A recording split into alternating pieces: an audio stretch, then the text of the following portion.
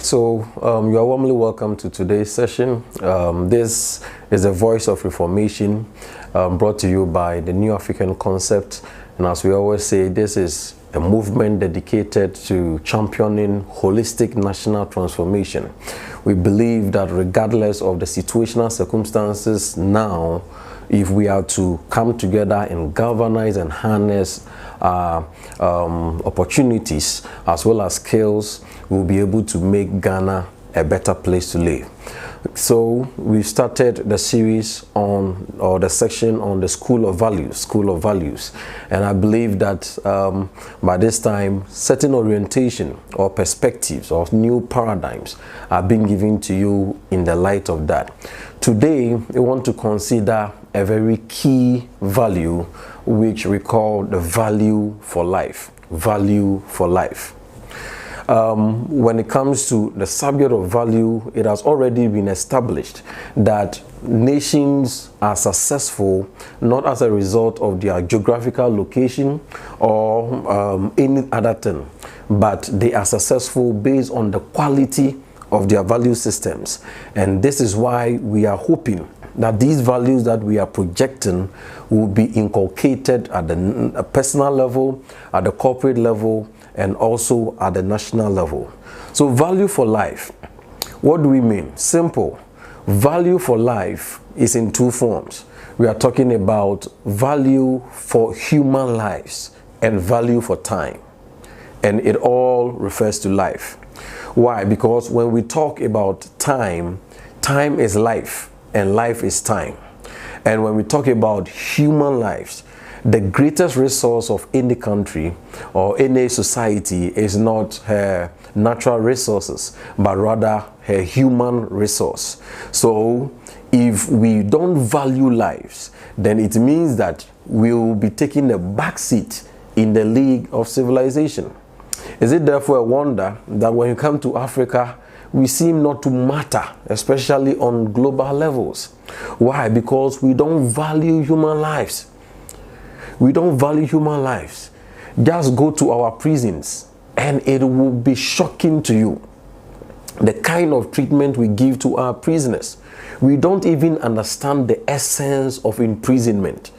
It is to hold the person's freedom. Holding that freedom is enough. Not being able to do what he wants or what she wants at a given time is enough punishment. Then the rest becomes a room or a hub for transformation. But we have missed it. We think that just by treating our fellow human beings in the prisons as subhumans, even it is pathetic that the average, animal in the Western world even enjoys better treatment than our prisoners. It is sad. Why? Because we don't value human lives. Just last year alone, statistically, more than 5,000 people died through road accidents. Poor roads, overspeeding, or blah, blah, blah. Just more than 5,000 people died.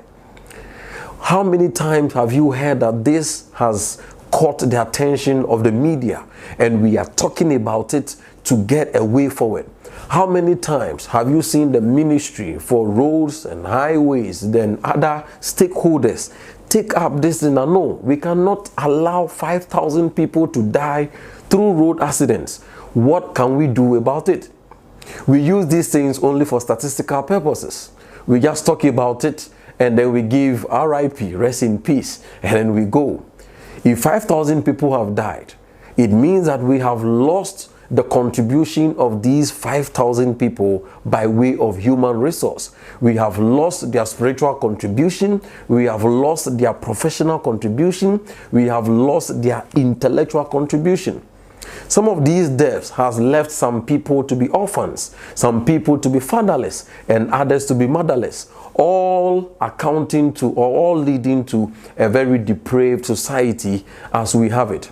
So these are some of the consequence as a result of lack of respect or value for human lives. I also say that we don't respect time, and its consequence is just unimaginable. I've always said that the value of 1 hour cannot be compared to 200 or even 2,000 bars of gold. We are fighting over natural resources, whereas there is that infinite capacity of resource embedded, living deep in us, and it is expressed through the wise usage of time. All through the world, one value or one commodity which is equal everywhere is time. Whether you are in Antarctica, whether you are in Africa, whether you are in India, wherever you are, America, Europe, you still have 24 hours giving you one day. The question is, how do we spend that time? How do we engage that time? Life is time, and time is life. So life does not give you what you really deserve. Life gives you what you bargain for. And if you don't respect time, it means you don't respect life. And if you don't respect life, it means that you are not ready to make any meaningful bargain out of life. And that is why we are here today. It is sad that it is almost becoming honorable at all levels that attending, going for a meeting late, whether it is at church, over spending time. We plan to use 2 hours. We end up spending 5 hours. And then the only thing is that we will just give, shall I say, an apology that we are sorry for that extended time.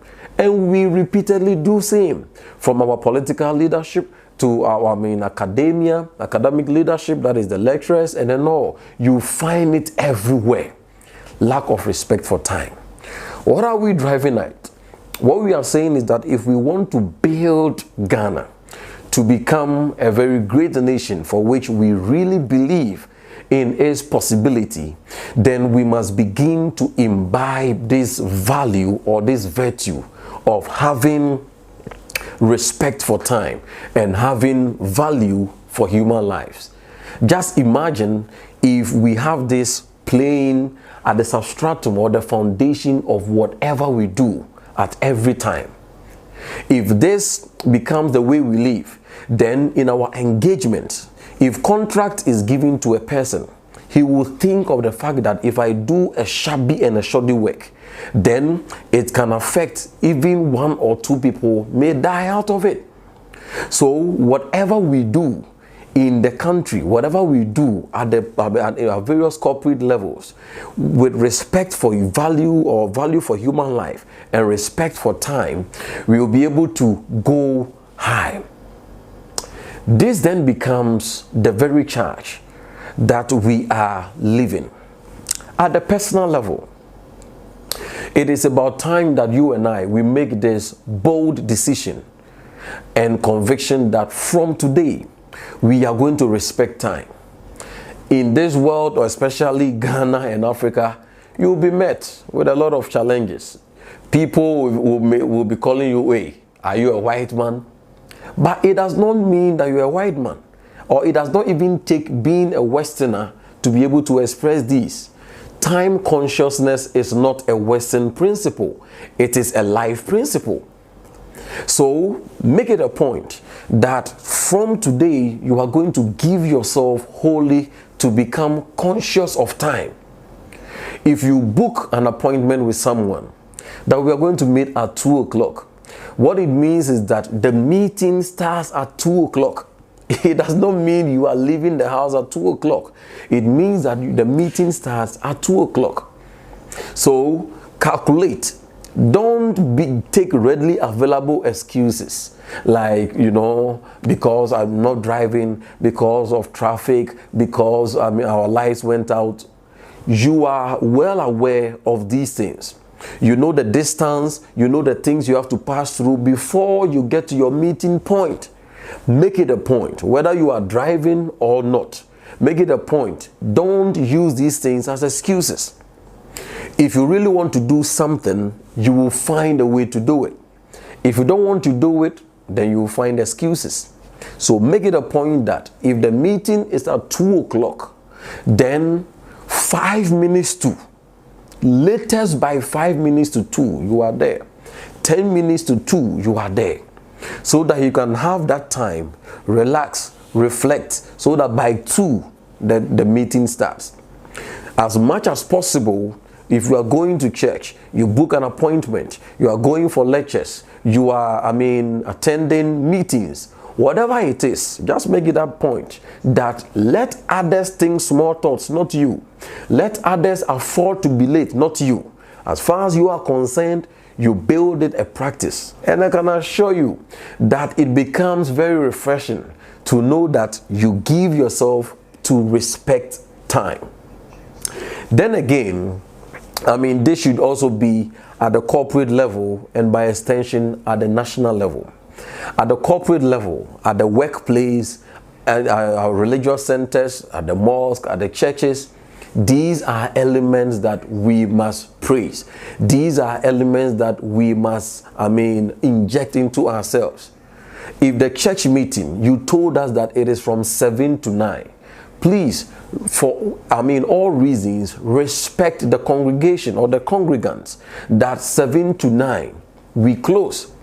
There may be a few times that we may go overboard. Be so time conscious that the times or the days or the situations or the circumstances that you are unable to meet it, you didn't even have to explain yourself, because everybody knows that for this church, for this school, for this lecturer, for this imam, for this person, as far as his time is concerned, he obeys time.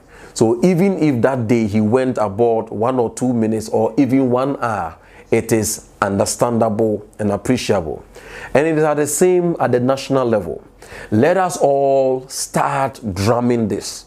Let us repeat it. The media, the various, the religious institutions, the family, let us conscientize our people everywhere we are. Let us honor and value time and human lives as well. If this becomes the approach to things, then we'll be able to get Ghana to where it belongs. So this has been a very great session as we present the value for life and the value for time, or respect for time. Let us make it a point from today that we are going to respect time, and let us make it a decision that we are going to value human lives. That is humanity, and that is what life is all about. So in our daily engagements, we come across individuals, people who are impoverished, people who are, not privileged as we are. Let us share with them. Let us value human lives. Let us use our influences. Let us use our opportunities. Let us use our positions. Let us use our money as roots to lift up the downtrodden, so that all together we'll be able to make Ghana great and strong. We are very much open to be of help to you any day, anytime, with not only this but all the values. As you try to inculcate it in yourself, obviously you'll be met with certain hurdles and challenges, and we are very much open and available to help you. In case of any support system, you can reach to us. You can also reach to us through the numbers on the screen, or you can share a comment or two, and then we will also track you. And then also, this movement, as we said, we are dedicated to championing national transformation. We believe that it is possible, and we need the effort of all of you. So do well to share in this by commenting, by sharing it, by also liking our various pages. So don't forget to subscribe to our YouTube channel as well. And together we'll be able to build a strong nation.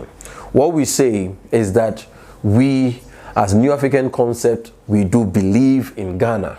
Personally, I do believe in Ghana, and so must you. Check out for the other videos.